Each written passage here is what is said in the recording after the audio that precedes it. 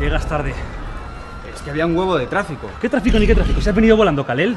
Joder, es que ahora mismo hay migraciones de aves, ¿vale? No sé si te has dado cuenta, pero hay una nave monstruosa ahí tirándole rayos a la gente. Mira. Porque hay gente muerta por ahí y todo. Yo creo que tendríamos que hacer algo, ¿no? No estoy para naves. Tengo que llevar este sobre urgentemente. Además, me va a explotar la cabeza de la jodida resaca. ¿Qué coño le echasteis a la sangría de anoche? ¿De qué le echamos, Speedy? Te echaste tú, tío. Si metiste la cabeza en el bol ahí, te la chupaste toda, joder. ¿Y el sobre ese qué? Ah, esto es kriptonita. ¿Qué? Que no es kriptonita, jodido imbécil. Te estaba tomando el pelo. Ya lo sabía, ya lo sabía. Además, seguro que el sobre ese es un MacGuffin. ¿Un qué? Un MacGuffin es un elemento que hace que avance la trama, pero que no tiene nada que ver. No es un jodido MacGuffin. ¡Ayuda! ¡Ayuda! ¡Ayuda, por favor! ¡Qué manía con gritar, coño!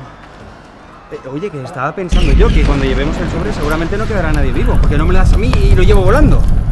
Tú lo que quieres es ver lo que hay dentro, jodido cotilla kryptoniano. Que no, joder. Además, seguro que es un MacGuffin. Que no es un MacGuffin, coño.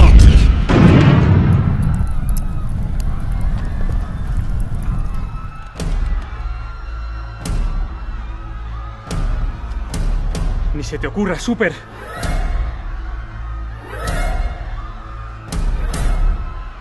Pues no es un MacGuffin.